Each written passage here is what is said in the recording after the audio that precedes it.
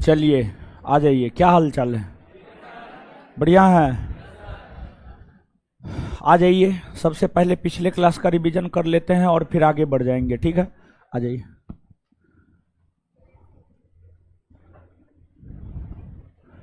Laterite मृदा का विस्तार भारत के कुल कितने प्रतिशत होगा? 3 पॉइंट। लेटेराइट मृदा का विस्तार किन क्षेत्रों में देखने को मिलता है? लेटेराइट मृदा किन किन राज्यों में देखने को मिलता है? लेटेराइट मृदा में उगने वाली फसल रबर, कॉफी, कहवा, काजू। मृदा स्वास्थ्य कार्ड योजना की शुरुआत किसने किया? प्रधानमंत्री नरेंद्र। कहां से? राजस्थान के सूरतगढ़। कब से? 2000 फरवरी 2015। बालू का व्यास कितना होता है? 2.0 से 1.0। मोटा बालू का व्यास 1.0 से 0.5। महीन बालू का, गाढ़ का। बालू और मोटी बालू के व्यास में कितने मिलीमीटर का अंतर होता है? निकाले हैं? निकाल लीजिएगा। पर्वतीय मृदा कैसी मृदा है? इसकी प्रकृति कैसी है? अम्लीय ना। बागानी कृषि किन क्षेत्रों में की जाती है? जहां पर पर्वतीय मृदा पाई जाती है। इसके प्रमुख फसल चाय, कॉफी। मरुस्थलीय शुष्क मृदा का विस्तार किन क्षेत्रों में देखने को मिलता है? राजस्थान के पश्चिमी भाग, पंजाब के दक्षिणी भाग, गुजरात के उत्तरी भाग। मरुस्थलीय मृदा का विस्तार भारत के कितने प्रतिशत भूभाग पर? 4.32%। पर्वतीय मृदा भारत के कौन कौन से क्षेत्रों में पाई जाती है? उत्तर में, उत्तर पूर्व में, प्रायद्वीपीय भारत में। आपके बदले हम ही को याद करना होता है, सब पढ़ते उड़ते ना है जी, कपार खंडा देंगे हम सबका। मरुस्थलीय मृदा को में उगने वाले प्रमुख फसल ज्वार, बाजरा जैसे मोटे अनाज। मरुस्थलीय मृदा भारत के किन किन राज्यों में देखने को मिलती है? मरुस्थलीय मृदा में किसकी अधिकता देखने को मिलती है? किसकी? रेत की। किसकी? देखिए, अब देखिएगा, आप देखिएगा नोट में तो आपको 6 प्रकार का मृदा पढ़ा दिए हैं। जलोढ़, लाल पीली, काली, लेटेराइट, शुष्क अथवा मरुस्थलीय और पर्वतीय। ठीक है, 6 गो मृदा पढ़ा दिए। देखिए, मुख्य तौर पर जानते हैं 4 गो मृदा का महत्व है। जलोढ़, लाल पीली, काली, लेटेराइट। लेकिन अब पढ़ रहे हैं तो यो दोनों थोड़ा थोड़ा पढ़ लीजिए, बहुत ज्यादा महत्व है नहीं। देखिए, अब जो 2 मृदा बचा हुआ है, ठीक है, एक है आपको लवणीय मृदा। लवणीय मृदा। और एक है आपको पीट एवं जैव मृदा। पीट एवं जैव मृदा। जैव मृदा, ठीक है। एक है लवणीय मृदा और एक है पीट एवं जैव मृदा। यही दोनों बचा हुआ है। देखिए, बताइए ने, सुनिए। लवणीय मृदा नाम से ही स्पष्ट है कि जिसमें लवण की मात्रा अधिक होगी। और जब लवण की मात्रा अधिक होगी तो स्वाभाविक सी बात है सोडियम, पोटेशियम, मैग्नीशियम जैसे पदार्थों की अधिकता होगी। सोडियम, पोटेशियम, मैग्नीशियम जैसे पदार्थों की अधिकता होगी। तो इस मिट्टी में, लवणीय मृदा में जो है, ये सब तत्व अधिक मात्रा में पाया जाता है। और ये मिट्टी कृषि के दृष्टिकोण से अनउर्वर होती है। ये मिट्टी, लवणीय मृदा, कृषि के दृष्टिकोण से जो है अनउर्वर होती है। इसके बाद आपको लवणीय मृदा कहां देखने को मिलती है? तो लवणीय मृदा की अगर आप बात करेंगे तो लवणीय मृदा जो है कच्छ के रण वाले इलाका में, तटीय भाग में, समुद्र तटीय भाग में, डेल्टाई भाग में, सुंदरवन के डेल्टाई क्षेत्र में, इन क्षेत्रों में लवणीय मृदा ज्यादा देखने को मिलती है। और देखिए, एक राज्य है पंजाब और हरियाणा। पंजाब और हरियाणा राज्य की अगर हम लोग बात करें तो इन राज्यों में से जो पंजाब राज्य है, पंजाब राज्य की सस्य गहनता सबसे अधिक होता है। पंजाब राज्य की सस्य गहनता सबसे अधिक होता है। अब कहिएगा इस सस्य गहनता क्या होता है? देखिए, सस्य गहनता क्या होता है, इसको आप थोड़ा सा समझिएगा। सस्य गहनता क्या होता है, सस्य गहनता क्या होता है, इसको आप समझिएगा। देखिए, ध्यान दीजिएगा।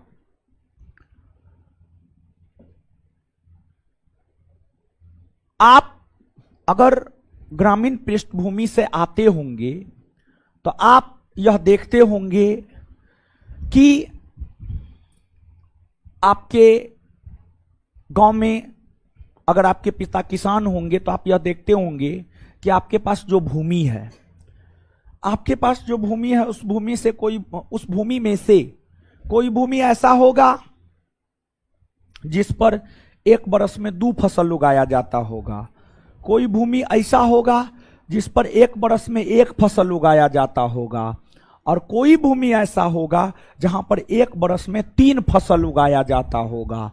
गेहूं, धान और कोई दलहनी फसल, दलहनी फसल, हाँ, मूंग या जो भी, ठीक है। तो देखिए,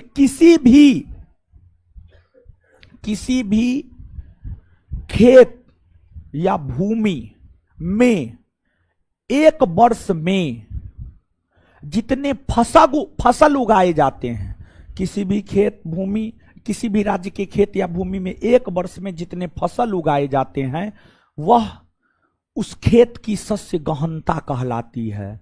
पूरे भारत के भीतर जिस राज्य की सबसे अधिक सस्य गहनता है वह राज्य है आपको पंजाब। पंजाब की सस्य गहनता है 4 से 5 बार। पंजाब में एक ही भूमि पर एक ही वर्ष में 4 से 5 फसल का उत्पादन किया जाता है। पंजाब में एक ही भूमि पर एक वर्ष में 4 से 5 फसल का उत्पादन किया जाता है। अब जब पंजाब में एक ही भूमि पर एक वर्ष में 4 से 5 फसल का उत्पादन किया जाता है, तो जब आप फसल लगाएंगे तो उस फसल में पटवन करेंगे या नहीं करेंगे? करेंगे, निश्चित तौर पर पटवन करेंगे। पटवन करेंगे मतलब सिंचाई करेंगे। तो पंजाब और हरियाणा के क्षेत्र की सस्य गहनता अधिक होने के कारण वहां पर एक वर्ष में एक ही खेत में अधिक फसल उगाए जाने के कारण जो है वहां पर अतिरेक सिंचाई, मतलब अधिक सिंचाई होती है। और अधिक सिंचाई होने के कारण जो है वहां की भूमि भी लवणीय हो रही है। वहां पर खासतौर पर जलोढ़ मृदा पाई जाती है।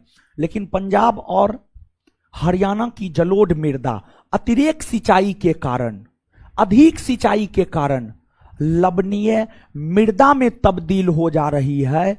और पंजाब की जलोढ़ मृदा जो लवणीय मृदा में तब्दील हो जा रही है उसे स्थानीय भाषा में रेह या कल्लर या उसर कहा जाता है। रेह या कल्लर या उसर कहा जाता है। रेह, कल्लर या उसर कहा जाता है। बात समझे हम क्या बोले? नहीं समझे तो 1 मिनट में समझिएगा। देखिए, पहली बात, पंजाब और हरियाणा में जलोढ़ मृदा है। कौन मृदा है? जलोढ़। लेकिन वहां की सस्य गहनता सबसे ज्यादा, पूरे देश में सबसे ज्यादा सस्य गहनता पंजाब की है। कौन राज्य की है? पंजाब की। पंजाब राज्य में एक ही खेत में एक ही भूमि पर एक वर्ष में कितना फसल? अब फसल लगाइएगा तो उसको पानी नहीं दीजिएगा कि नहीं दीजिएगा? तो अत्यधिक पटवन के कारण जो है पंजाब की जलोढ़ मृदा लवणीय मृदा में तब्दील हो जा रही है। अब पंजाब की जलोढ़ मृदा जो लवणीय मृदा में तब्दील हो जा रही है, उसे पंजाब में स्थानीय भाषा में रेह, उसर या कल्लर, रेह, उसर या कल्लर कहा जाता। बात कुछ समझ में आया?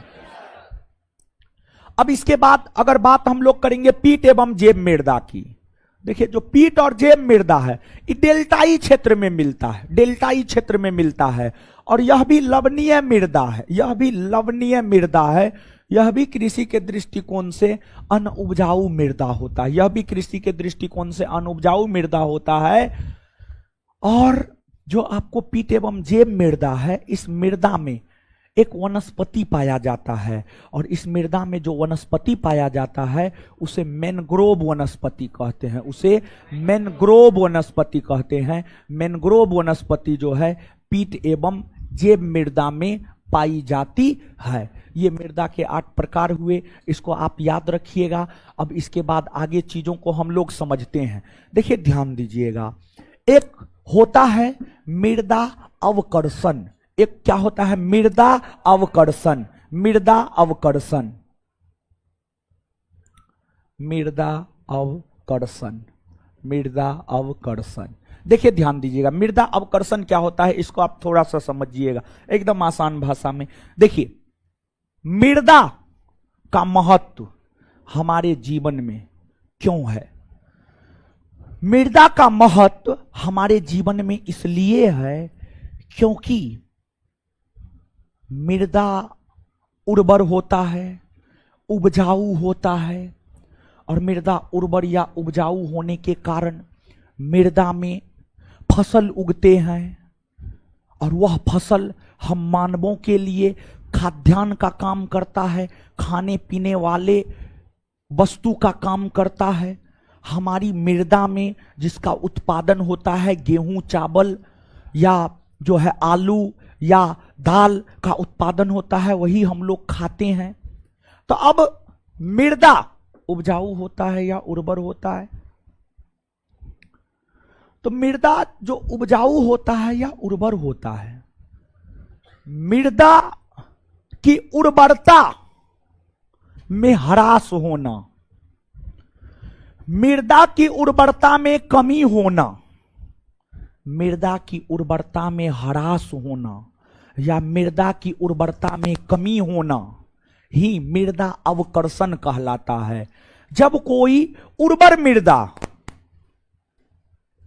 अनुर्वर मृदा में तब्दील हो जाती है, जब किसी मृदा में फसल उत्पादन हो रहा है लेकिन अचानक उस मृदा में फसल उत्पादन नहीं होने लगा, अगर अचानक नहीं होने लगा मतलब मृदा अनुर्वर हो गई। क्या हो गई? अनुर्वर।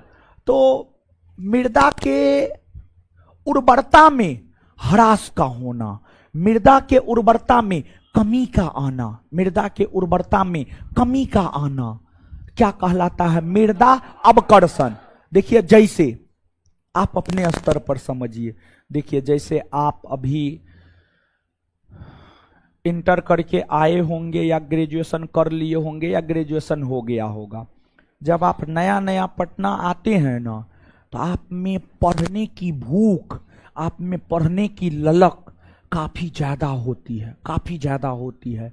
लेकिन जैसे जैसे समय बढ़ते जाता है, आपके आसपास निगेटिव लोग आते जाते हैं, वो आपको मोटिवेट करते रहता है, तुमसे नहीं होगा, नहीं होगा, नहीं होगा, और आप भी मान बैठते हैं नहीं होगा। फिर आप ऐसे ही अपना लगे रहते हैं। तो धीरे धीरे जैसे ही आपके आसपास निगेटिव लोग आएगा, वैसे ही जो है आपके पढ़ने की क्षमता कम होता जाएगा, पढ़ने की क्षमता कम होता जाएगा। और जैसे जैसे धीरे धीरे आपके पढ़ने की क्षमता कम होता जाएगा, जितना कम होता जाएगा, एक दिन ऐसा होगा कि आप में पढ़ने की कोई क्षमता नहीं बचेगा, फिर आप कोहिनूर हो जाइएगा। क्या हो जाइएगा? कोहिनूर। फिर जो है आप कांख में लुसेंट लीजिएगा, खैनी लटा के खाइएगा और दूसरे को जो है उपदेश दीजिएगा। और कहीं पर लुसेंट एसपीडी चलेगा तो चल जाइएगा, बैठिएगा। कल कल हड़प्पा सभ्यता मातृ सत्तात्मक था, वैदिक सभ्यता पितृ सत्तात्मक था, करते रहिएगा। जब उससे पहले नहीं हुआ तो वो करने से खाक होगा, कुछ नहीं होगा, समझ गए। तो वही मृदा। इसलिए देखिए, हर चीज का एक समय होता है, हर चीज का एक उम्र होता है। अभी जो आपका उम्र है ना, अभी आप में पढ़ने की बहुत ज्यादा क्षमता, बहुत एनर्जी है। तो अभी इस एनर्जी को सही वे में खपत कीजिए और पढ़िए। हम तो यही कहेंगे पढ़िए, हम दूसरा कुछ थोड़े कहेंगे, ठीक है। तो पढ़िए, मन लगा करके पढ़िए। तो मृदा के उर्वरता में ह्रास का होना क्या कहलाता? मृदा अवकर्षण। क्लियर है? इसके बाद अब समझिएगा, मृदा मिट्टी, जैसे हमारा शरीर है, हमारा शरीर, आपका शरीर, हम सबका शरीर, मानव का शरीर, मानव के शरीर में जो ये त्वचा है, त्वचा क्या कोई एक परत है? त्वचा एक परत से बना हुआ है? बताइए। नहीं, त्वचा एक परत से नहीं बना हुआ है, बल्कि त्वचा कई परतों से बना हुआ है। हाँ या ना? त्वचा कई परतों से बना हुआ है, इसमें कोई शक नहीं होना चाहिए। उसी प्रकार से मृदा, मृदा के भी कई परत होते हैं, अनेकों परत होते हैं मृदा के अनेकों परत होते हैं।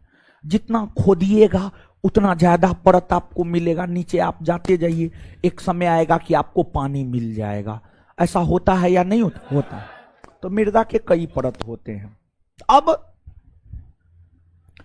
मृदा के जो कई परत होते हैं, उसमें जो मृदा का ऊपरी परत होता है, मृदा का ऊपरी परत होता है, मृदा का ऊपरी परत ही मुख्य तौर पर उपजाऊ होता है।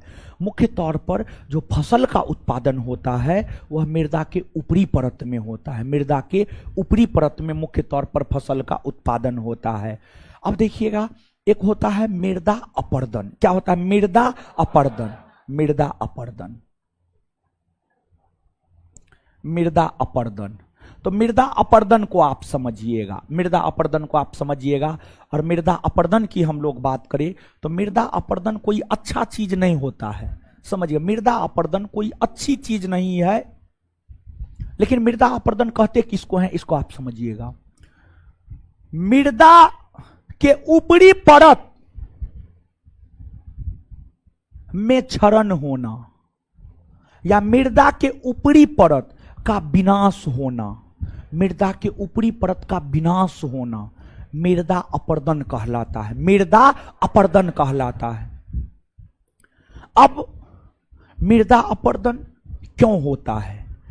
देखिए, मृदा अपर्दन के कई कारण हैं। मृदा अपर्दन के कई कारण हैं, जैसे अत्यधिक पशुचारण। अत्यधिक पशुचारण मतलब अगर आप पशुओं को ज्यादा चराइएगा, पशु क्या करता है? मुंह से, अपने मुंह से जो घास होता है उस घास को नोच कर खाता है। जब पशु घास को नोच कर खाता है तो उसके साथ पशु जो है मिट्टी को भी उखाड़ता है, मिट्टी को उखाड़ता है। और जो मिट्टी को उखाड़ता है वो मिट्टी के ऊपरी परत को न उखाड़ता है, तो मिट्टी के ऊपरी परत का विनाश होता है। तो अत्यधिक पशुचारण मृदा अपर्दन के कारण होते हैं। दूसरा,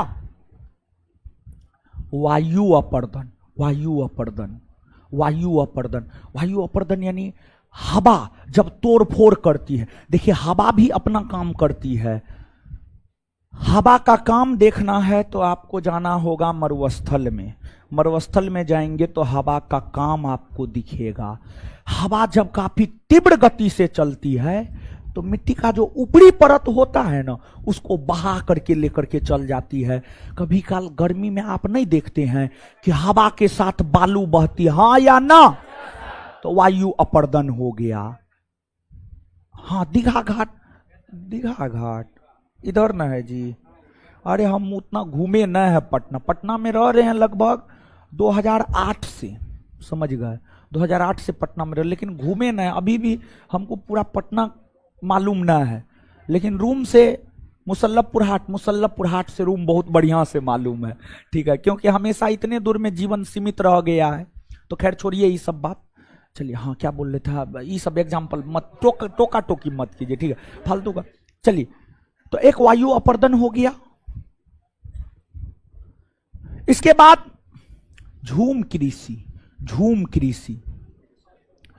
कृषि भी मृदा अपर्दन को कहीं ना कहीं बढ़ावा देता है। झूम कृषि के कारण मृदा अपर्दन होता है। अब कहिएगा झूम कृषि क्या होता है? देखिए, एक तो झूम कृषि आदिवासी करता है। कौन करता है? आदिवासी। और आदिवासी रहता है जंगल में। कहां रहता है? जंगल में। तो आदिवासी क्या करता है जानते हैं? आदिवासी करता है, जंगल में रहता है, तो आदिवासी सबसे पहले जंगल को काटता है, काट करके उसको जला देता है। जंगल को काटा, जला दिया और उस भूमि पर कृषि किया, बिना खाद का, बिना रासायनिक खाद का कृषि किया। अब 2 बरस 3 बरस कृषि किया बिना रासायनिक खाद का। 2-3 बरस के बाद वहां की जो भूमि होती है वह अनउपजाऊ हो जाती है। फिर आदिवासी दूसरा जंगल काटता है, फिर जलाता है, फिर वहां पर 2-3 बरस कृषि किया, फिर वहां की भूमि अनुर्वर हो गई, फिर तीसरा जंगल काटेगा, फिर चौथा जंगल काटेगा, फिर 5वां जंगल काटेगा। तो आदिवासियों के द्वारा जो ये जगह बदल बदल कर कृषि की जाती है, इसी को झूम कृषि या स्थानांतरित कृषि कहते हैं। और स्थानांतरित कृषि के अंतर्गत जो है धीरे धीरे आदिवासी पूरे जंगल को अनउर्वर बना देती है। पूरे जंगल की भूमि का जो ऊपरी भाग होता है वह अनउर्वर हो जाती है। क्या हो जाती है? अनउर्वर हो जाती है। ऊपरी परत का विनाश हो जाता है। तो झूम कृषि भी कहीं ना कहीं मृदा अपर्दन को बढ़ावा देता है।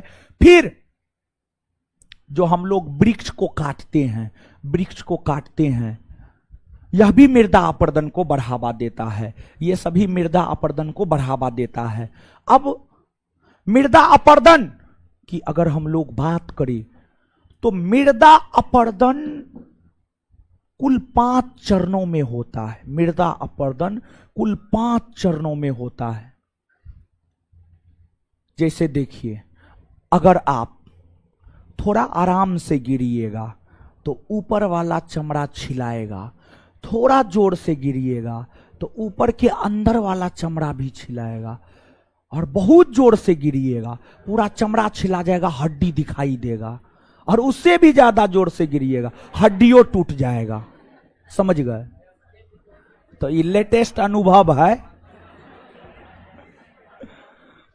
तो जो मृदा अपर्दन है, 5 चरणों में होता है। कितने चरणों में? 5। कितने चरणों में?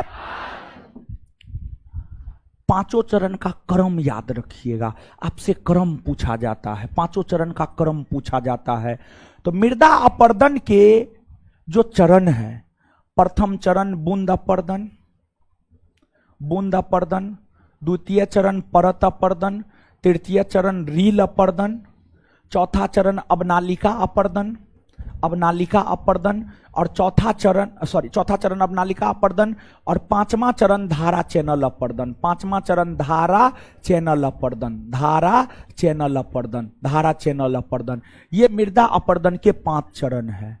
और इन 5 चरणों में जिस चरण में गहरा गड्ढा बनता है, जैसे एकदम जबरदस्त एक्सीडेंट किए, हड्डी उड्डी टूट जाएगा, समझ गए, काम आपका खत्म है। देखिए, जीवन और गाड़ी को उतना ही गति से चलाना चाहिए जितना गति से आप कंट्रोल कर सकते हैं, जीवन और गाड़ी दोनों को। नहीं तो दोनों में एक्सीडेंट होने की पूरी संभावना होती है, और एक्सीडेंट हो जाइएगा तो बैसाखी के सहारे चलिएगा और आज का दुनिया इतना अपस्वार्थी है कि आपसे क्या बोले, आपसे जो है दर्द तो आपका नहीं ही कोई हर सकता है, लेकिन आपसे जो है दूरी बना लेगा, आपसे दूरी बना लेगा अगर आप नालायक निकम्मा है तब। अब हम तो कहीं ना कहीं ठीक ठाक स्थिति में, तो हमसे तो लोग नहीं है दूरी बना सकता था, हमसे लगभग 50 लोग का पेट चलता है, समझ गए, तो हमसे तो दूरी नहीं है बना सकता। वही हम भी आप लोग के तरह नालायक निकम्मा होते, कौन हमको पूछने जाता क्या हुआ क्या नहीं हुआ, समझ गए। तो अब देखिएगा कि आपको इन अपर्दनों में जो सबसे प्रमुख अपर्दन है वह अबनालिका अपर्दन है। और जानते हैं अबनालिका अपर्दन में गहरा गहरा गड्ढा का निर्माण होता है, गड्ढा का निर्माण, गहरा गहरा गड्ढा का निर्माण होता है। अबनालिका अपर्दन के क्रम में ही चंबल में उत्खात भूमि अर्थात गहरा गड्ढा बना है, गहरा गड्ढा बना है। अबनालिका अपर्दन के कारण ही चंबल के क्षेत्र में, चंबल नदी घाटी के क्षेत्र में, चंबल नदी मध्य प्रदेश राजस्थान, मध्य प्रदेश राजस्थान, जब आप चंबल नदी घाटी का अवलोकन करेंगे तो आप यह पाएंगे कि वहां पर गहरा गहरा गड्ढा बना है, इस अबनालिका अपर्दन के कारण ही, अबनालिका अपर्दन के कारण ही। अब देखिएगा मृदा अपर्दन को रोकना है, मृदा अपर्दन को रोकना है, तो मृदा अपर्दन को रोकने के क्या उपाय है? मृदा अपर्दन को रोकने के एकदम आसान उपाय है, वृक्षारोपण कीजिए, वृक्ष लगाइए। और जानते हैं ये प्रश्न कि मृदा अपर्दन को रोकने के उपाय है, उत्तर वृक्षारोपण। पूरे भारतवर्ष के भीतर कोई ऐसा परीक्षा नहीं होगा जो इस प्रश्न को ना पूछा हो, यूपीएससी से लेकर बिहार पुलिस तक, ग्रुप डी तक, पूरे भारत का कोई ऐसा बोर्ड नहीं होगा, कोई ऐसा कंपटीशन नहीं होगा जिसमें यह प्रश्न नहीं पूछा गया होगा कि मृदा अपर्दन के उपाय क्या हैं। तो मृदा अपर्दन के उपाय है वृक्षारोपण। देखिए जो वृक्ष होता है, जब आप वृक्ष को लगाते हैं, वृक्ष का जो जड़ होता है आसपास के मिट्टी को जकड़ लेता है, हाँ या ना, एकदम से जकड़ता है। ये सब आप महसूस कर सकते हैं। आप लोग तो अमेरिका के टेक्सास प्रांत के हैं, गांव घर में थोड़े रहे हैं कि आप लोग ये सब देखे होंगे, नहीं देखे होंगे। देखिए जानते हैं जीएस जो है ना, फील करने वाला सब्जेक्ट है, अपने समाज को समझने वाला, अपने देश को समझने वाला सब्जेक्ट है, बड़ी शानदार सब्जेक्ट है जीएस। आप अपने समाज में जो देखते हैं वही सब चीज तो जीएस में पढ़ना होता है, और थोड़े कुछ पढ़ना होता है ना, समझ गए। वृक्षारोपण मृदा अपर्दन को रोकने का उपाय है। दूसरा, पशुचारण पर रोक लगाइए, उससे मृदा अपर्दन रुकेगा। तीसरा, झूम कृषि पर रोक लगाइए, उससे मृदा अपर्दन रुकेगा। चौथा, कृषि वानिकी, सामाजिक वानिकी भी मृदा अपर्दन के उपाय है। तो अब कृषि वानिकी का मतलब क्या होता है, सामाजिक वानिकी का मतलब क्या होता है? देखिए, कृषि वानिकी, कृषि करने के साथ साथ वन लगाना, गेहूं चावल उगाना है, वन भी लगाना है। आप देखते होंगे आपके गांव में कुछ लोग ऐसा करते होंगे, कुछ लोग ऐसा करते होंगे, क्या करते होंगे, एक ही खेत में जो है आपको कोई वृक्ष भी लगा हुआ है और उसमें जो है गेहूं उगा देता है, धान उगा देता है, मक्का उगा देता है या गन्ना उगा देता है।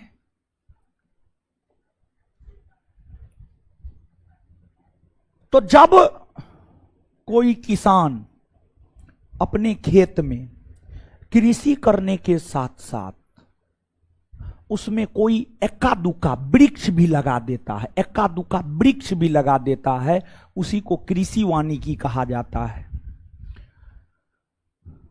इसके बाद सामाजिक वानिकी, देखिए देखिए, आप देखेंगे, आप अपने गांव घर में कुछ पड़ती भूमि देखेंगे जहां पर कोई फसल उसल नहीं उगाया जाता है, या सरकारी भूमि देखेंगे, या नदी के किनारे पड़ती भूमि देखेंगे। नदी के किनारे वाली भूमि पर किसान इसलिए भी फसल नहीं उगाता है, नदी में पानी आएगा फसल बह जाएगा, फसल खत्म हो जाएगा, तो क्यों फालतू का सरदर्द उठाना। तो जो है आपको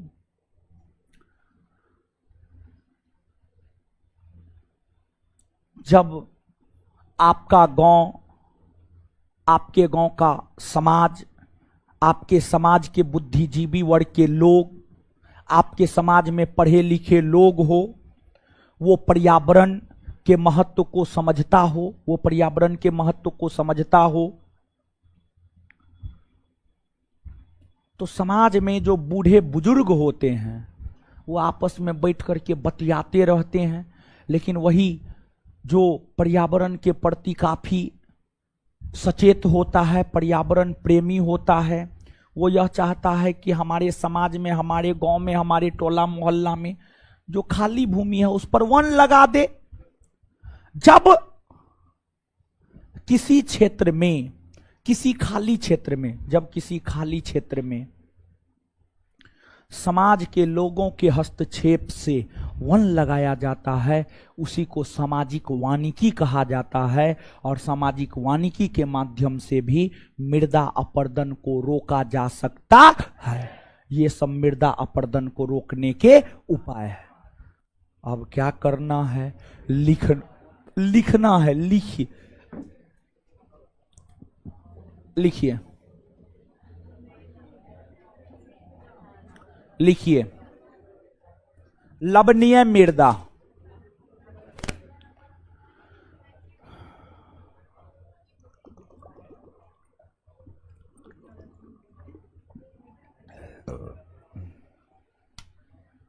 लिखिए लवणीय मृदा,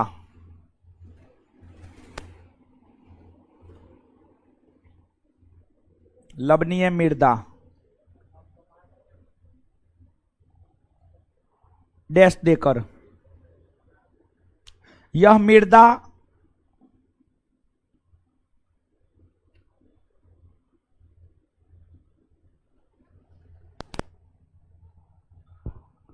लवणीय प्रकृति का होता है,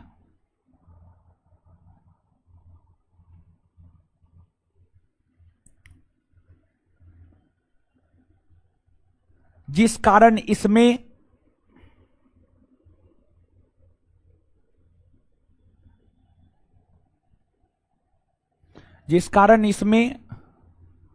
सोडियम पोटेशियम मैग्नीशियम, जिस कारण इसमें सोडियम पोटेशियम मैग्नीशियम,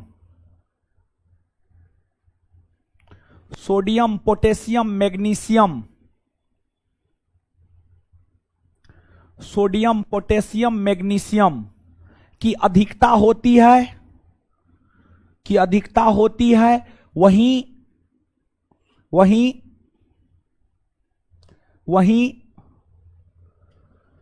इस मृदा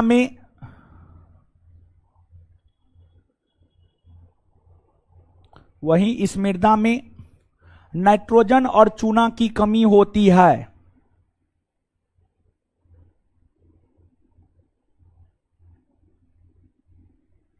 वहीं इस मृदा में नाइट्रोजन और चूना की कमी होती है। यह मृदा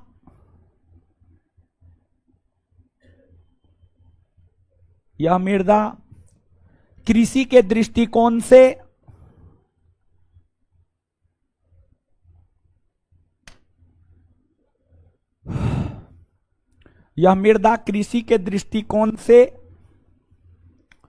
अनुपजाऊ होती है। यह मृदा कृषि के दृष्टिकोण से अनुपजाऊ होती है।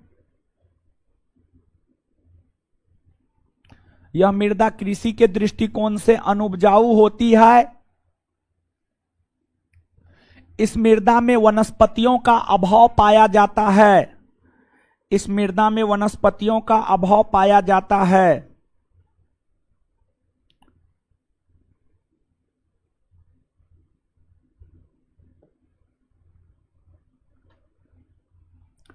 यह मृदा गुजरात के कच्छ के रण गुजरात के कच्छ के रण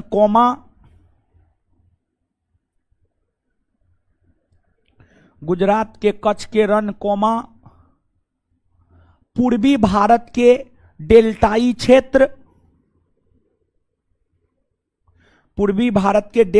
क्षेत्र जैसे सुंदरवन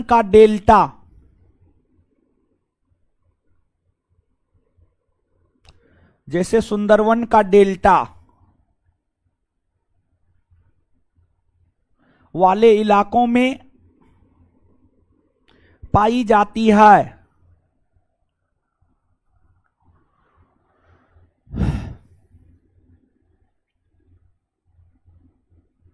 नेक्स्ट पॉइंट, जिप्सम का प्रयोग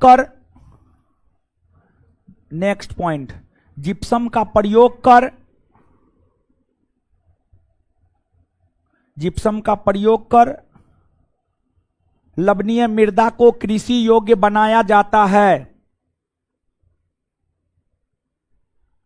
जिप्सम का प्रयोग कर लवणीय मृदा को कृषि योग्य बनाया जाता है। नेक्स्ट पॉइंट,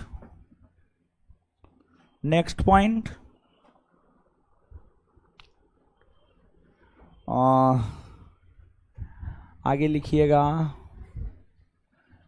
पंजाब और हरियाणा के क्षेत्र में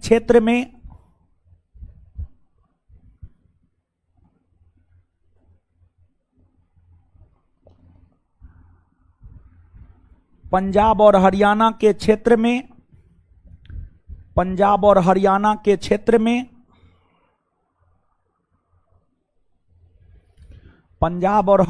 के क्षेत्र में अतिरेक सिंचाई के कारण, लिख देते हैं, चिंता मत कीजिए।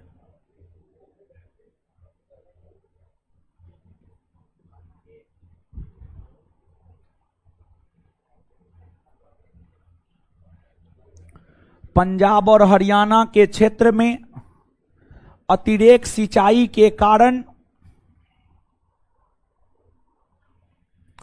इस मृदा का प्रसार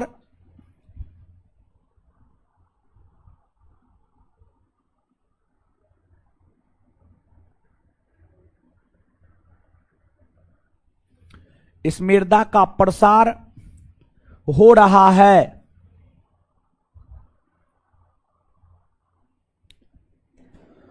इस मृदा का प्रसार हो रहा है, फुल स्टॉप।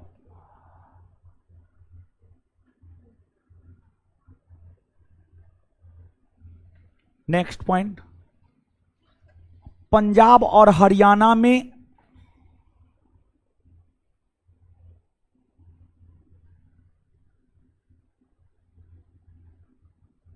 जलोढ़ मृदा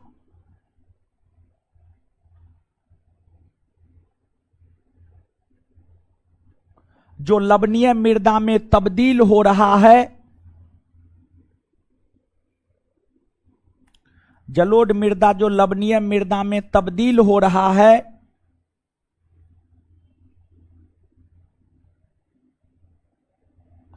उसे स्थानीय स्तर पर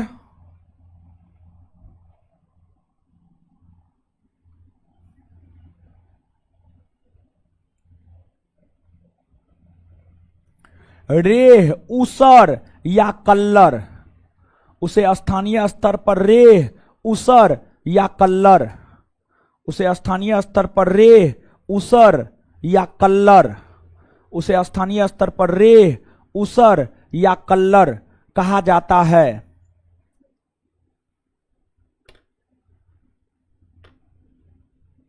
रेह, ऊसर या कल्लर कहा जाता है, फुल स्टॉप।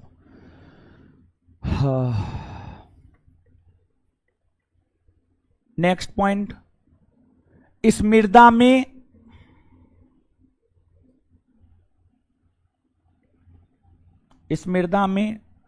धान, गन्ना, अमरूद, आंवला। इस मृदा में धान, गन्ना, अमरूद, आंवला। आंवला, आंवला नहीं जानते हैं जी? हे भगवान, जानते हैं? इत्यादि उगाया जाता है। आम, गन्ना, अमरूद, आंवला इत्यादि उगाया जाता है। चलिए आगे हेडिंग मारिए, पीट एवं जैव मृदा।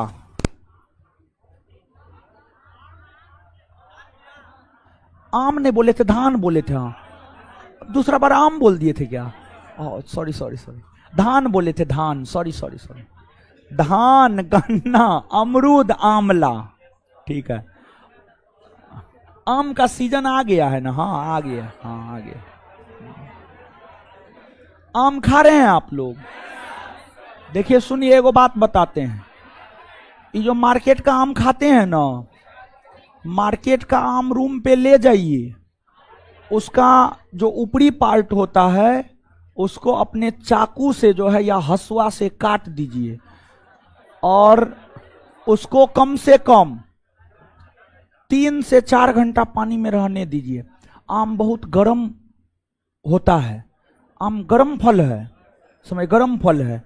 और देखिए गर्मी का मौसम है, गर्म फल है, खाइएगा ना, डिहाइड्रेशन के शिकार आप हो जाएंगे अगर आप ऐसे खाइएगा तो आम को पहले पानी में दे दीजिए, उसका मुंह ओपन करके, ताकि आम का गर्मी निकल जाए, तब खाइए, तब कुछ नहीं होगा, समझ गए? चलिए आगे, पीट एवं जैव मृदा।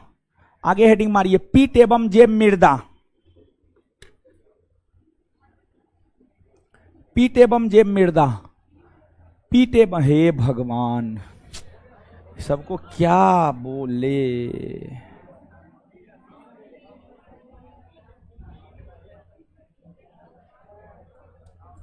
पीट एवं जैव मृदा, जैव मृदा, पीट एवं जैव मृदा लिखिएगा डैश देकर। इस मृदा का निर्माण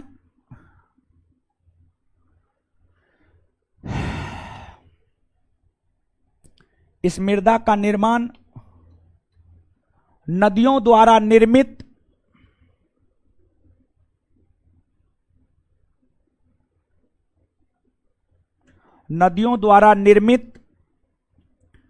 डेल्टाई क्षेत्रों में,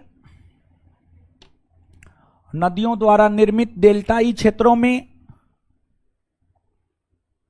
जल के भराव के कारण होता है। जल के भराव के कारण होता है। जल के भराव, हे भगवान, जल के भराव के कारण होता है। यह मृदा उच्च लवणीय प्रकृति का होता है। यह मृदा उच्च लवणीय प्रकृति का होता है, लेकिन इसमें, यह मृदा उच्च लवणीय प्रकृति का होता है, लेकिन इसमें पोटास और फास्फेट की कमी होती है। लेकिन इसमें पोटास और फास्फेट की कमी होती है।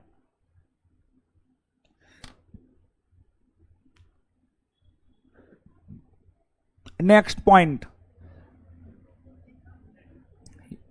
यह मृदा उच्च अम्लीय प्रकृति की होती है, लेकिन इसमें पोटास और फास्फेट की कमी होती है। नेक्स्ट पॉइंट, यह मृदा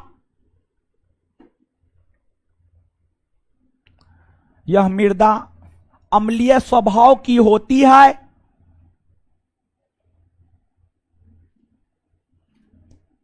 अम्लीय स्वभाव की होती है तथा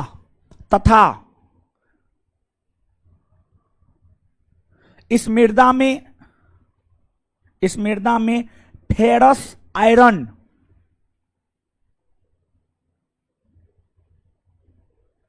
होने के कारण इस मृदा में फेरस आयरन होने के कारण यह नीला दिखाई देता है, यह नीला, ब्लू, यह नीला दिखाई देता है।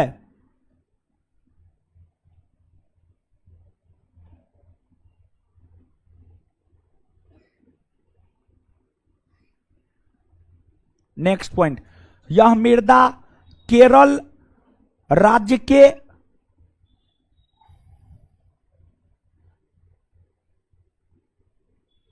यह मृदा केरल राज्य के अलपुझा जिला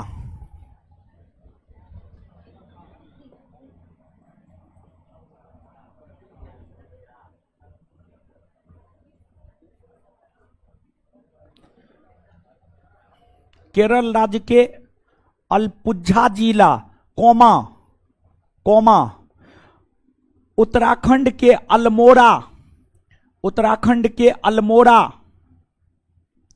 उत्तराखंड के अल्मोड़ा, अल्मोड़ा, उत्तराखंड के अल्मोड़ा और सुंदरवन के डेल्टाई क्षेत्रों में, सुंदरवन के डेल्टाई क्षेत्रों में, सुंदरवन के डेल्टाई क्षेत्रों में पाई जाती है।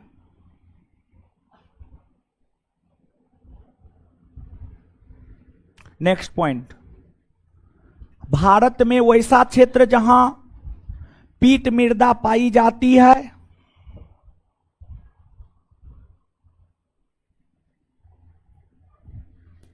भारत में वैसा क्षेत्र जहां पीट मृदा पाई जाती है,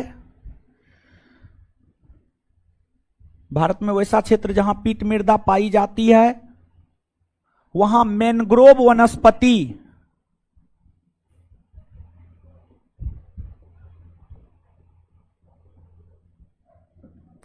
वहां मैनग्रोव वनस्पति अधिक देखने को मिलती है।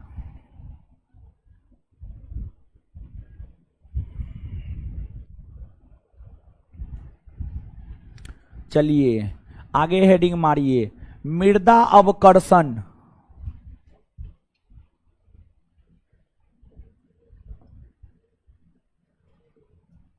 मृदा अवकर्षण,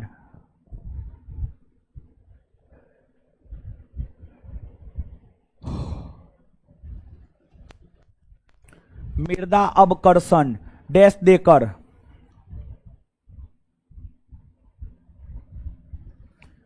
मृदा के उर्वरता में कमी का होना, डैश देकर लिखिए, मृदा के उर्वरता में कमी का होना,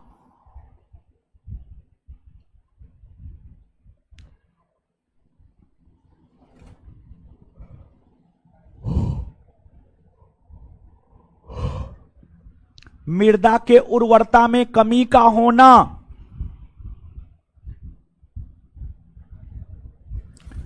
मृदा अपर्दन कहलाता है, सॉरी मृदा अवकर्षण, सॉरी, मृदा के उर्वरता में कमी का होना मृदा अवकर्षण कहलाता है, सॉरी, मृदा के उर्वरता में कमी का होना मृदा अवकर्षण कहलाता है।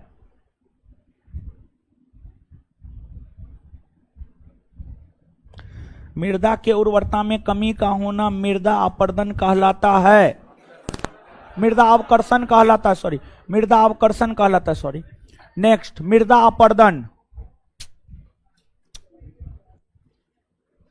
मृदा अपर्दन, मृदा अपर्दन, सॉइल इरोजन, SOILEROSION, इरोजन। और अवकर्षण का मतलब होता है, अवकर्षण का इंग्लिश डिग्रेडेशन, ठीक है, डिग्रेडेशन, ठीक है। लिखिए, मृदा अपर्दन, मृदा कई परतों से मिलकर बना होता है, मृदा अपर्दन में लिखना है, मृदा कई परतों से मिलकर बना होता है,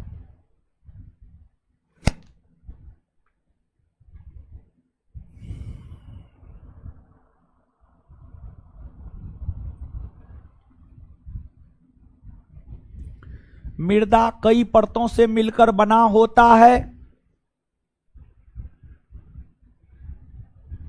उसमें मृदा के ऊपरी परत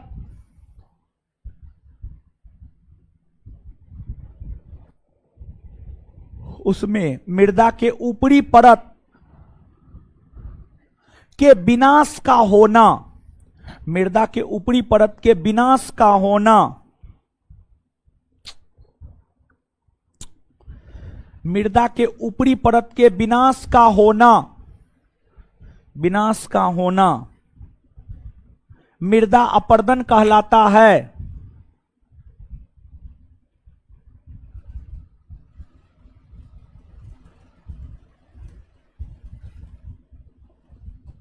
फुल स्टॉप। मृदा अपरदन उसी में मृदा अपरदन मानवीय गतिविधि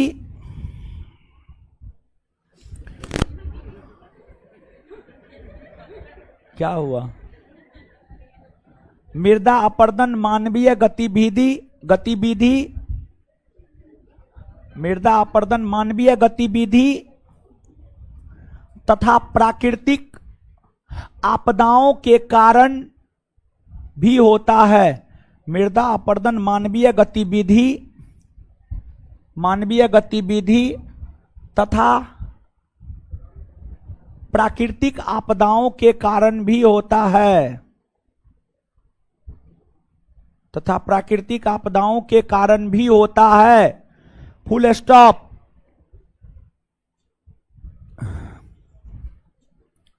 अब लिखिएगा मृदा अपरदन के कारण,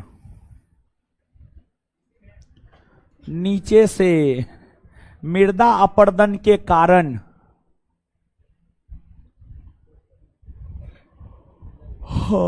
मृदा अपरदन के कारण डैश देकर लिखिएगा। गुरुजी लोग लिखिए डैश देकर। मृदा अपरदन के कई सारे कारण हैं।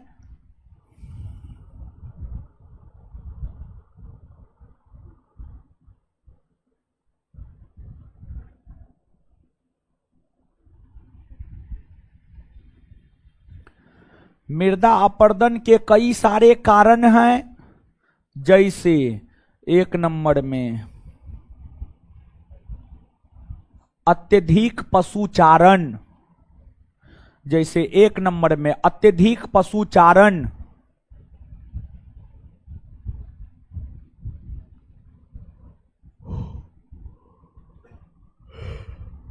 2 नंबर में झूम कृषि, 2 नंबर में झूम कृषि, 3 नंबर में वनों की कटाई, 3 नंबर में वनों की कटाई, 3 नंबर में वनों की कटाई, 4 नंबर में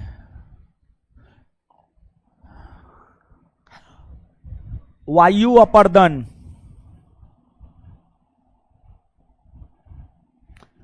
5 नंबर में जलीय अपरदन,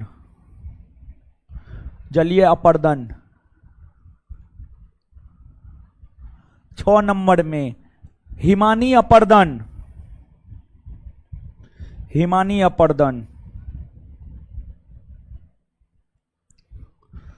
चलिए अब नीचे से लिखिएगा, मृदा अपरदन, नीचे से लिखिएगा मृदा अपरदन के चरण, नीचे से हेडिंग मारिएगा मृदा अपरदन के चरण।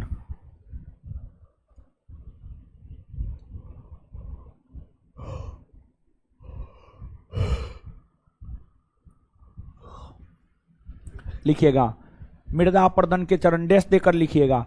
मृदा अपरदन मूलतः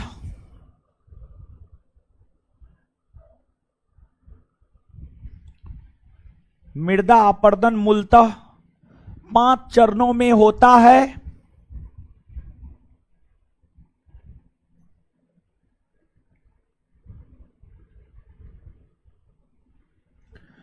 जिसमें प्रथम चरण बूंद अपरदन,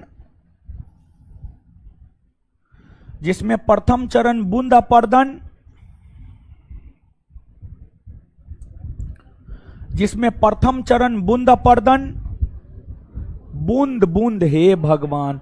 अच्छा एक बात बताइए, जब बता रहे थे तो दिमाग कहां था? एक तबराक मारेंगे ना 32 गिर जाएगा। हाल है जिसमें प्रथम चरण बूंद अपर्दन, इसका सीधा सा मतलब है जब पढ़ा रहे थे, जब बता रहे थे तो ध्यान ही नहीं था। जिसका प्रथम चरण बूंद अपर्दन तथा अंतिम चरण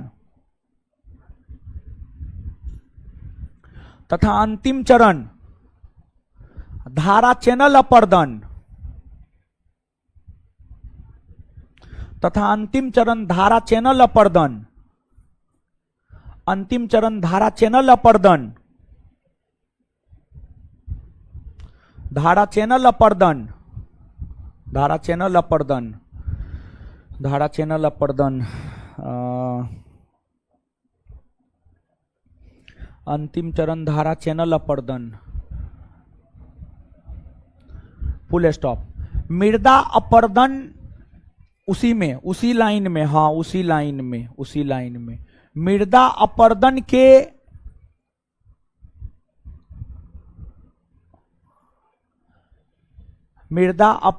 के अवनालिका चरण में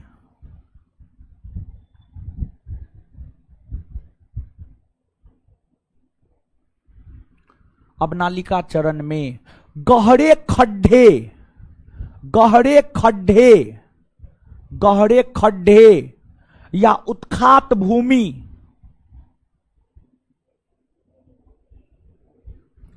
गहरे खड्डे या उत्खात भूमि, गहरे खड्डे या उत्खात भूमि, उत्खात भूमि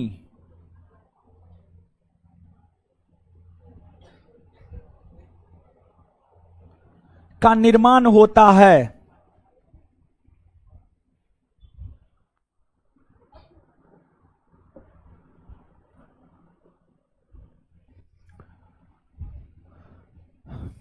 पंजाब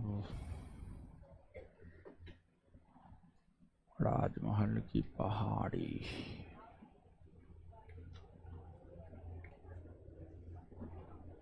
अब लिखिएगा, मृदा अपर्दन के चरण कर्मानुसार निम्न है। मृदा अपर्दन के चरण कर्मानुसार निम्न है। मृदा अपर्दन के चरण कर्मानुसार निम्न है। मृदा अपर्दन के चरण कर्मानुसार निम्न है। मृदा अपर्दन के चरण कर्मानुसार निम्न है। कर्मानुसार निम्न है। इसको लिखिए और कॉस्ट में घेर लीजिए। इसको लिखिए और कॉस्ट में घेरिए। इसको जो कॉस्ट में हम घेरे हैं, घेरिए इसको।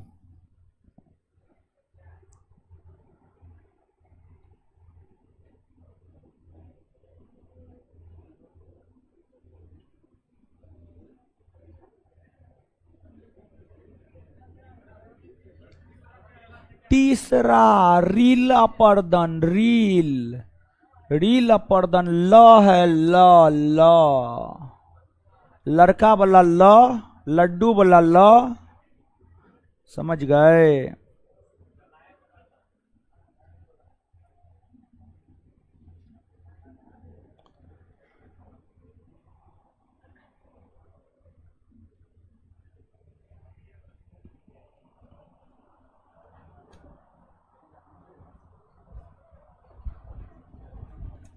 चलिए एक चीज और देखिए, ध्यान दीजिएगा।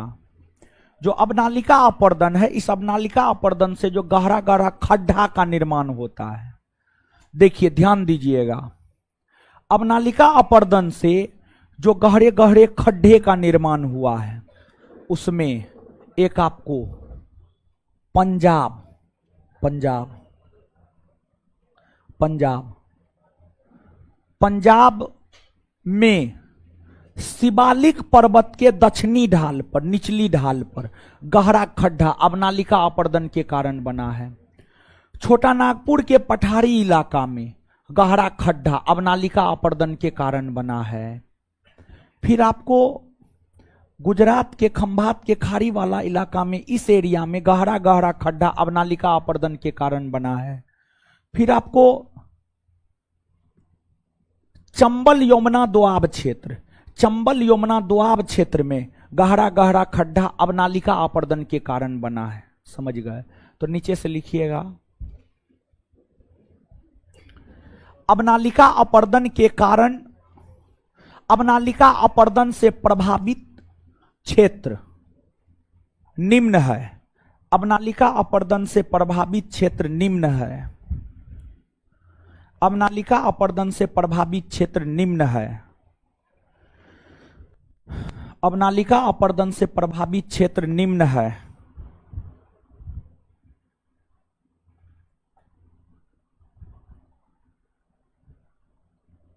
एक नंबर में पंजाब के शिवालिक, पंजाब के शिवालिक का दक्षिणी ढाल, पंजाब के शिवालिक का दक्षिणी ढाल। 2 नंबर में छोटा नागपुर का पठार और राजमहल की पहाड़ी, छोटा नागपुर का पठार और राजमहल की पहाड़ी।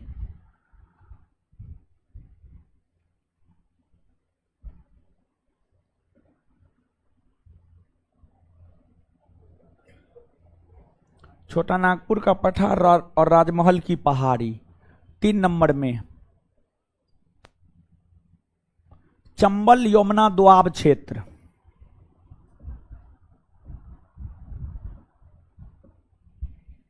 चंबल यमुना दोआब क्षेत्र हो गया। अब आगे लिखिएगा मृदा अपर्दन के उपाय। अब आगे लिखिएगा मृदा अपर्दन के उपाय। आगे लिखिएगा मृदा अपर्दन के उपाय।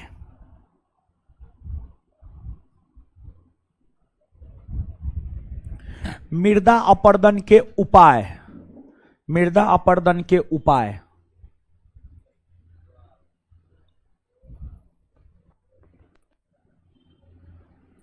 डैश देकर, मृदा अपर्दन को निम्न तरीकों से रोका जा सकता है।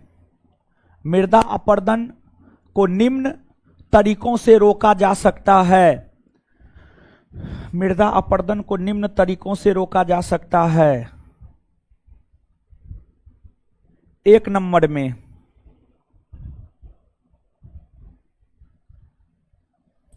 एक नंबर में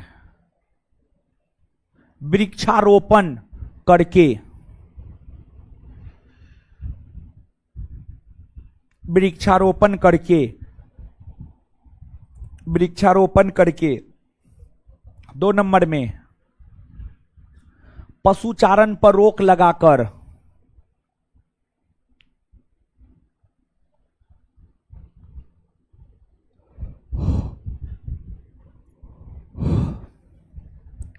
पशुचारण पर रोक लगाकर।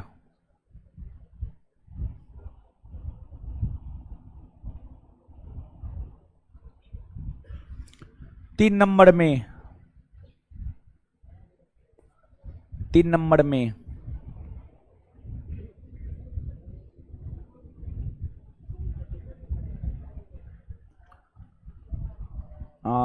झूम कृषि पर प्रतिबंध लगाकर, झूम कृषि पर प्रतिबंध लगाकर, झूम कृषि पर प्रतिबंध लगाकर।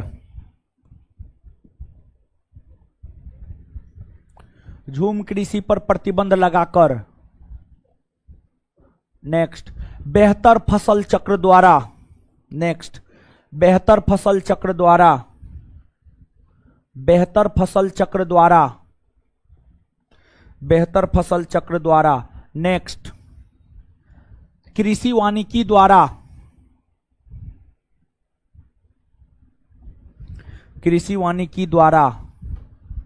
नेक्स्ट, सामाजिक वानिकी कार्यक्रम द्वारा, सामाजिक वानिकी कार्यक्रम द्वारा, सामाजिक वानिकी कार्यक्रम द्वारा, सामाजिक वानिकी कार्यक्रम द्वारा, सामाजिक वानिकी कार्यक्रम द्वारा, सामाजिक वानिकी कार्यक्रम द्वारा। चलिए खत्म हुआ। ठीक है, अब देखिए, अब हम लोगों को देखना है क्या, कौन सा चैप्टर है, सिलेबस देखिए तो एक बार। भारत की प्राकृतिक वनस्पति, हेडिंग मारिए भारत की प्राकृतिक वनस्पति। केमा चैप्टर है, खत्म हो जाएगा अब जल्दी। ठीक है,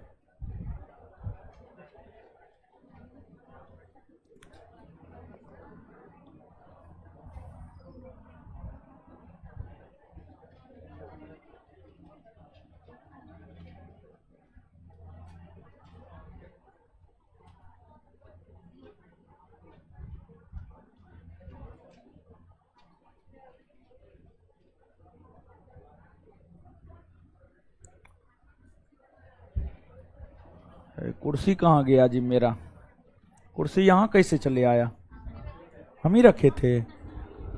हाँ थोड़ी, भारत की प्राकृतिक वनस्पति। चलिए गुरुजी लोग सुनिए,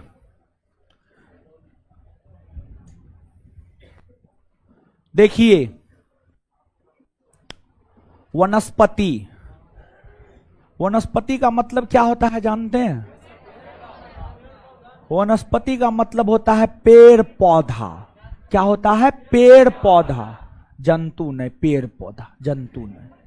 पेड़ पौधा जंतु जब तीनों हो जाएगा तो जैव विविधता हो जाएगा। तो वनस्पति का मतलब होता है पेड़ पौधा, और प्राकृतिक शब्द जोड़े हैं, प्रकृति द्वारा प्रदत्त या प्रकृति द्वारा निर्मित भारत में जो वृक्ष है, पेड़ पौधे हैं, उसके विषय में पढ़ना है। और देखिए भारत में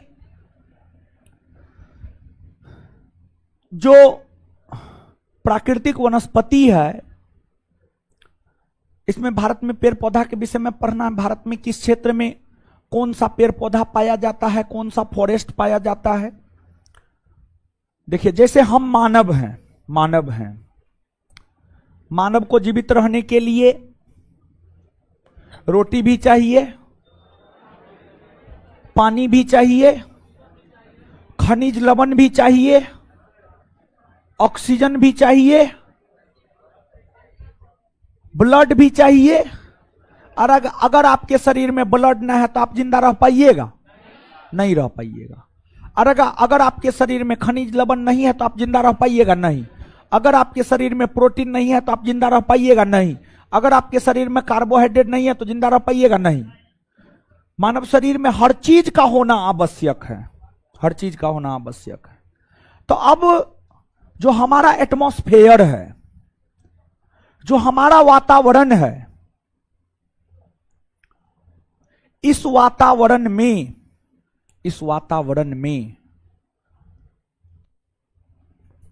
हर चीज का होना आवश्यक है। मेढक का होना भी आवश्यक है, सांप का होना भी आवश्यक है, बकरी का होना आवश्यक है, मानव का होना भी आवश्यक है, कीट पतंग का होना भी आवश्यक है, हर चीज का होना आवश्यक है। कोई भी एक चीज अगर नहीं रहता है तो फिर पर्यावरणीय असंतुलन की स्थिति उत्पन्न हो जाती है। देखिए अगर मेढक नहीं होगा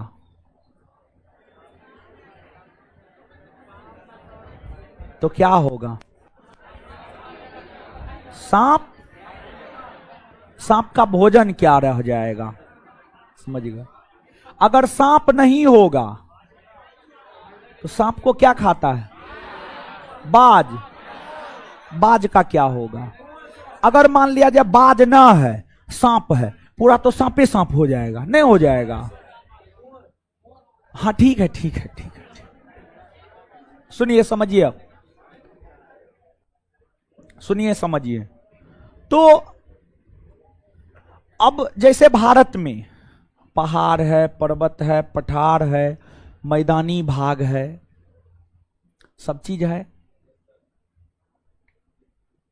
देखिए, पर्यावरणीय संतुलन बनाए रखने हेतु कम से कम भारत के कुल क्षेत्रफल के 33% भूभाग पर वन होना चाहिए। भारत ही नहीं बल्कि पूरे विश्व के संदर्भ में अगर कहा जाए, पूरे विश्व के संदर्भ में अगर कहा जाए तो विश्व में पर्यावरणीय संतुलन बनाए रखने को लेकर विश्व के कुल क्षेत्रफल के 33% भूभाग पर वन होने चाहिए। भारत में पर्यावरणीय संतुलन बनाए रखने को लेकर भारत के कुल क्षेत्रफल के 33% भूभाग पर वन होने चाहिए। जब अंग्रेजों का भारत आगमन नहीं हुआ था तो भारत के कुल क्षेत्रफल के 33% से अधिक भूभाग पर वन हुआ करता था, लेकिन जब अंग्रेज का भारत आगमन हुआ तो अंग्रेजों ने वनों की कटाई की, अंग्रेजों ने वनों की कटाई की, जिससे भारत में 1% कम हो गया। अंग्रेज 1947 में भारत से चले गया। अब भारत में भारत के लोगों को रहना है। भारत में शासन भारत सरकार के द्वारा चलाया जाता है। जो भारत सरकार है, भारत सरकार ने आजादी के ठीक बाद 1952 में राष्ट्रीय वन नीति लाया, national forest policy, national forest policy NFP 1952 में। आजाद भारत का प्रथम नेशनल फॉरेस्ट पॉलिसी राष्ट्रीय वन नीति 1952 में आया और उस नेशनल फॉरेस्ट पॉलिसी का लक्ष्य था भारत के कुल क्षेत्रफल के 33% भूभाग पर वन का विस्तार करना है। लेकिन तब से लेकर आज तक नहीं हो पाया है 33% भूभाग पर वन का विस्तार। आप देखते होंगे नीतीश कुमार के द्वारा, प्रधानमंत्री मोदी जी के द्वारा, राष्ट्रपति उपराष्ट्रपति के द्वारा विशेष अवसर पर पौधे लगाए जाते हैं। पौधे में पानी डालते हुए मोदी जी को देखेंगे, नीतीश कुमार को देखेंगे। ये वृक्षारोपण को बढ़ावा देता है। जो राष्ट्रीय वन नीति 1952 का लक्ष्य है कि 33% भूभाग पर वन का विस्तार करना है, उसको प्राप्त करने को लेकर ही वृक्षारोपण कार्यक्रम चलाया जाता है। और उस राष्ट्रीय वन नीति में संशोधन 1988 में हुआ था। और आपको जो वन का विस्तार है भारत में लगभग 24% भूभाग पर, वर्तमान में 24.56 यानी 24% से अधिक और 25% से कम, 25% से कम भूभाग पर वर्तमान में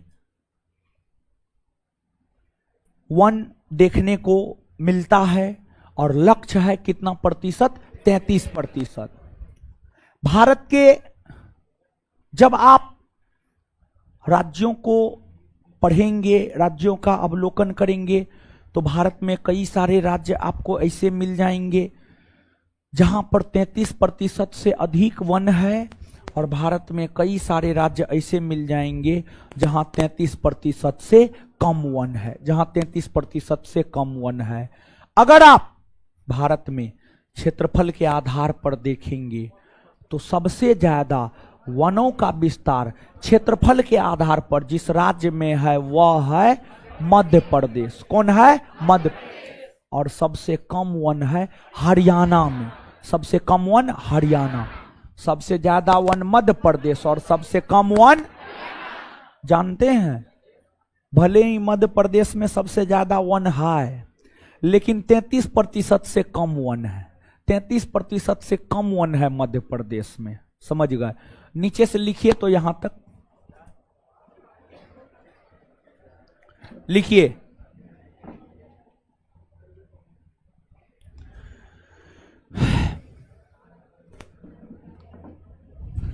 पर्यावरणीय संतुलन बनाए रखने को लेकर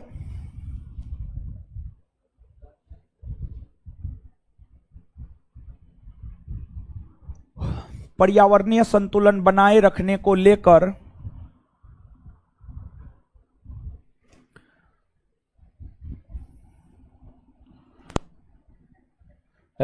रुकिए लिखाएंगे। लड़की उधर चश्मा वाली खड़ा हो जाइए, खिड़की के पास चश्मा वाली खड़ा हो जाइए। कहाँ थे आप इतना दिन से, बताइए। है हल्ला काहे कर रहे हैं? कहाँ थे? घर गए थे? हाय बोलिए ना, हाँ या ना। हाँ काहे गए थे? एग्जाम था, मम्मी का तबीयत खराब था। क्या बोल रहे हैं? क्या बोल रही है जी? पास कीजिए ना उधर। शादी था। हल्ला। पास कीजिए क्या बोलिए? तबीयत खराब था, बच गए आप। थोड़ी ये सब बहाना है, तबीयत खराब। क्लास रेगुलर कीजिए, ठीक है? बैठ जाइए। पर्यावरणीय संतुलन बनाए रखने को लेकर भारत के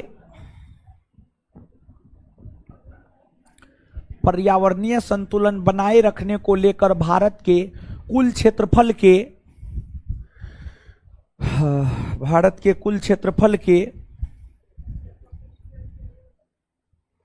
33% भूभाग पर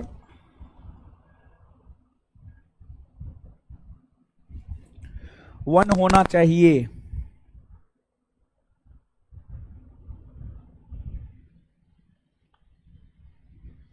नेक्स्ट पॉइंट, स्वतंत्र भारत की प्रथम राष्ट्रीय वन नीति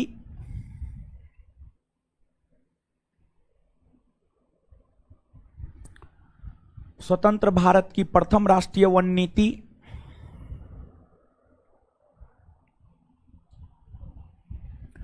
स्वतंत्र भारत की प्रथम राष्ट्रीय वन नीति 1952 ईस्वी में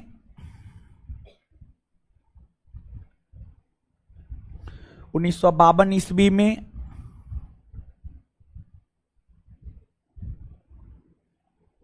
लाई गई है।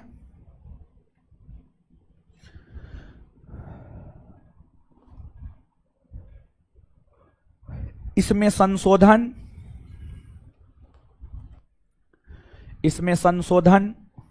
1988 ईस्वी में 1988 ईस्वी में किया गया है।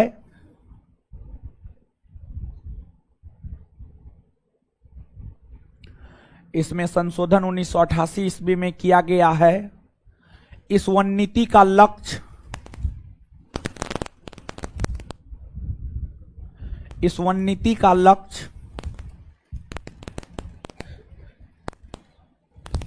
भारत के कुल क्षेत्रफल के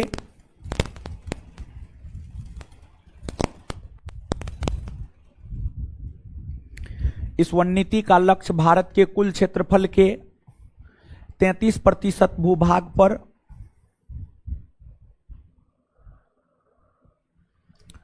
वनों का विस्तार करना है। वनों का विस्तार करना है। देखिए ये जो लाइन लिखाए हैं गुरुजी लोग, ये लाइन बिहार दरोगा में पूछ दिया है और दोनों क्वेश्चन पूछा है। एक बार पूछा था स्वतंत्र भारत की प्रथम राष्ट्रीय वन नीति कब आई है, तो आंसर होता 1952। और एक बार पूछा राष्ट्रीय वन नीति में संशोधन कब हुआ है, तो उसका उत्तर होता 1988। दोनों क्वेश्चन पूछा है VVI, या कॉस्ट में लिख लीजिए बिहार दरोगा।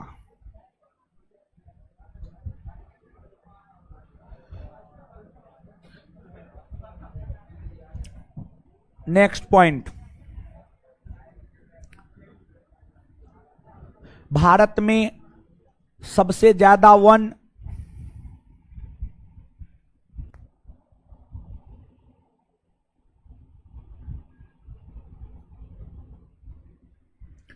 मध्य प्रदेश राज्य में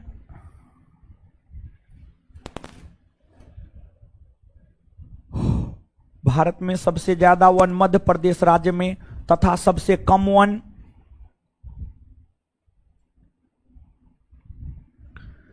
सबसे कम वन हरियाणा राज्य में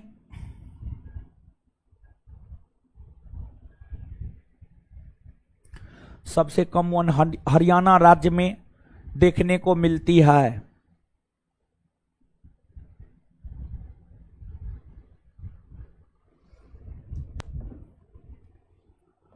चलिए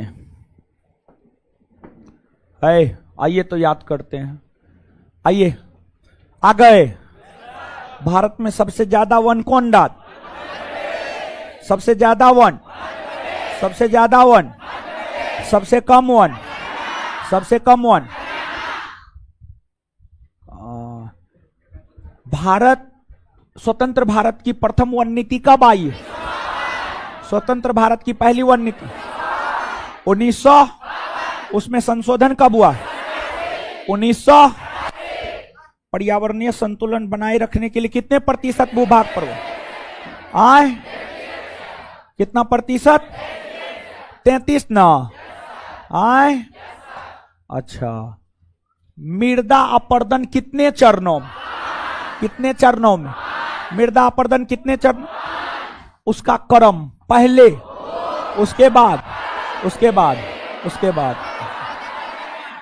मृदा अपरदन का प्रथम चरण, दूसरा, तीसरा, चौथा, पांचवा। एक बार फिर से, मृदा अपरदन का पहला चरण